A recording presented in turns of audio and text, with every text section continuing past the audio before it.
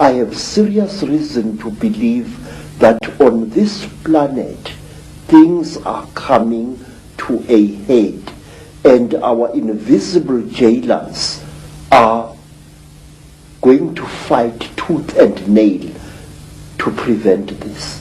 Say, our people say that the blackest night often heralds the brightest dawn. The human being, captive as he is, slave as it is trying to fight back, sir. And this is where the crunch is going to come. I believe that we are not far away from the bloodiest crunch in the world. And I will tell you, my visions tell me that we are going to be struck with the most terrible sword of all, the sword of money, sir. Something is going to be done to money which will bring us all to the level of beggars. And do you know why, sir? Let me tell you. I used to work for big game hunters in Kenya.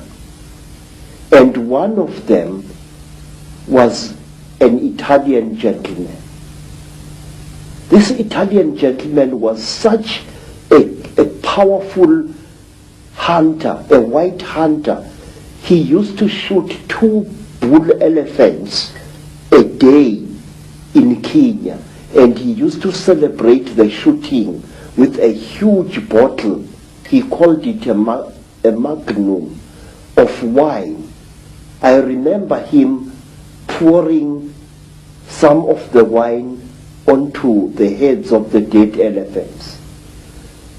And then one day we went with this man to the land now called Rwanda, which used to be called Rwanda Urundi.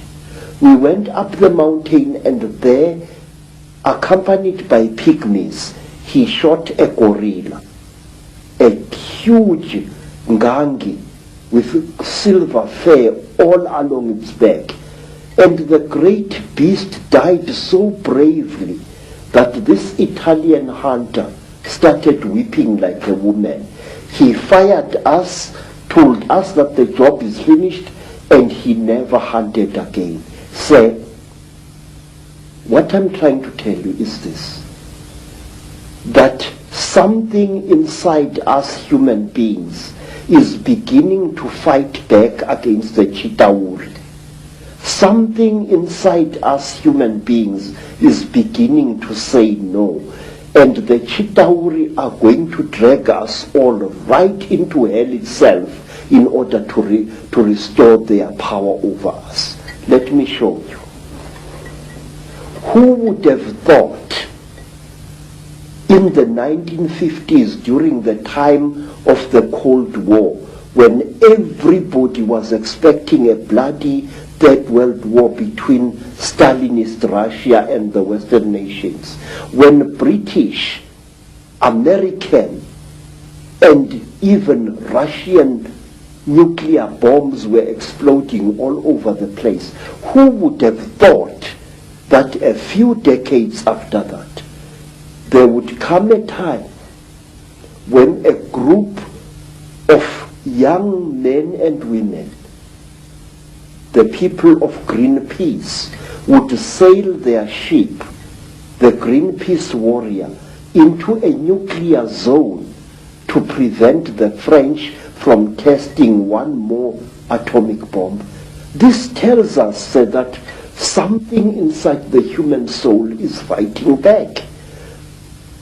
40 years ago, it was once a very glamorous thing to kill animals.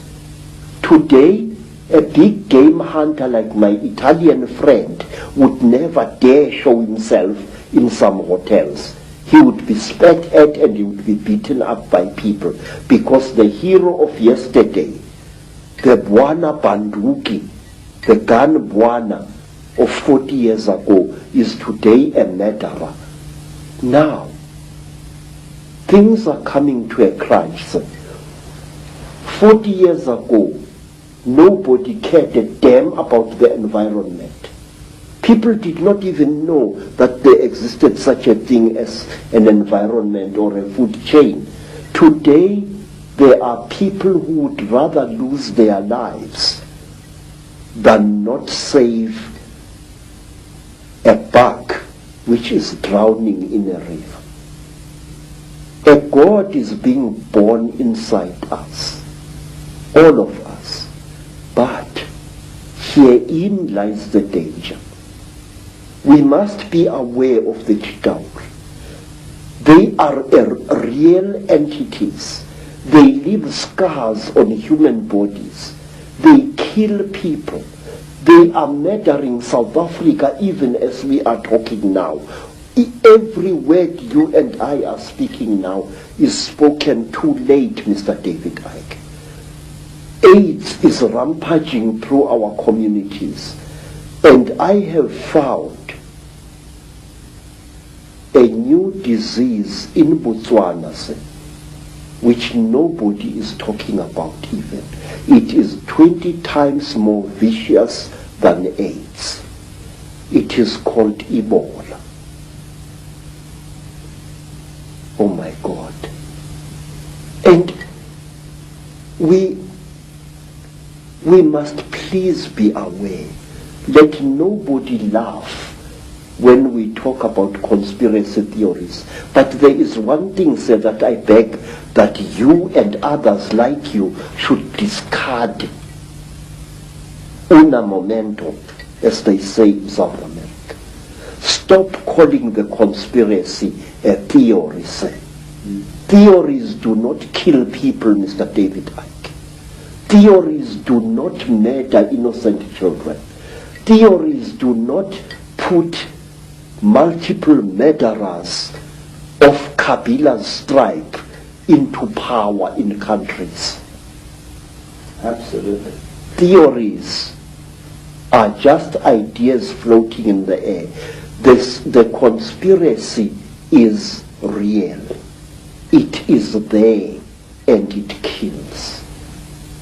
The staggeringly intelligent, the staggeringly wise, and the staggeringly knowledgeable Credo Mutwa. And his knowledge the world needs to know. Not only is Credo a man who has gathered this enormous knowledge together, he's a man with the courage and the foresight and the wisdom to know that the world needs to hear this, even though most of the world, particularly those who run the world, don't want anyone to hear this. But if we're going to be free, and we are, then we need to know all there is to know, and not just that which the few want us to think is the world, when a very different world is unfolding all around us every day. In the next video, we're going to be taking the story on with Credo and showing how these reptilian bloodlines and this Chitahuli, this reptilian group, expanded their power across the world, took over Africa and other great continents, and today are the ruling elite that controls planet Earth. And by knowing that, and by knowing how it's done and how it works, we can take control and power back into our lives from those who have controlled us and this planet for thousands of years. It's a great time to be alive. From Africa for now. Thank you, and thanks for listening to a remarkable man.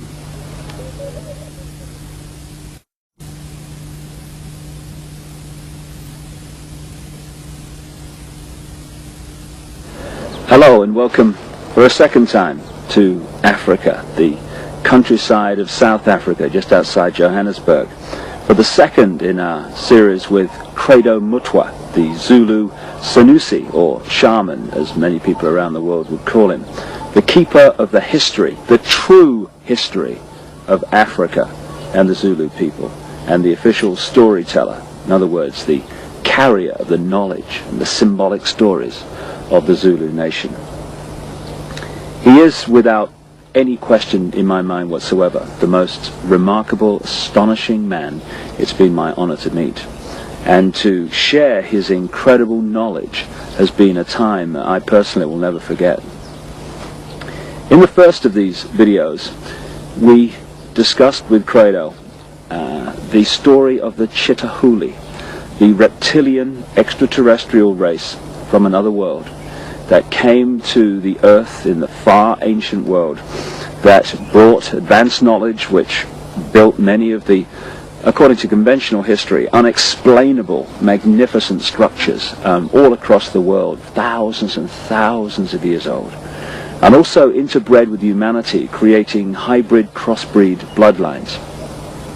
These bloodlines, as my own research for books like The Biggest Secret and Credo's immense knowledge of the African history, which he's gathered in his nearly 80 years of traveling this vast and amazing continent, both correlate the same story, remarkably, that this Chitahuli, this reptilian race, interbred with humanity, and the bloodlines became the almost demigods, the royal ruling lines of the ancient world, particularly in the ancient Near and Middle East, which were the middlemen, if you like, between the extraterrestrial gods to which people were literally sacrificed and the people in general.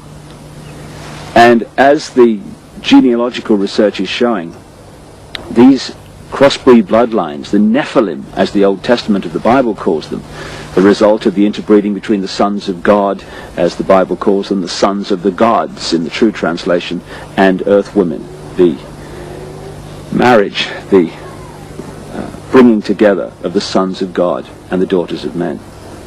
This Nephilim crossbreed race, as the genealogy has shown, came out of that area and into Europe to become the aristocracy and the royal families of Europe, and then through the British Empire became the ruling bloodlines of most of the world. In fact, today, almost all of the world. Like the 42 presidents out of the hundreds of millions of people who have been Americans since the Declaration of Independence in 1776, 42 have become president. They're all related. What? And they go back to these ruling aristocratic families, which eventually go back to the crossbreed, interrelationship, intercourse between the Chitahuli, the Anunnaki, as some accounts call them, and human beings. And it's the British Empire that we're going to talk about now in its relationship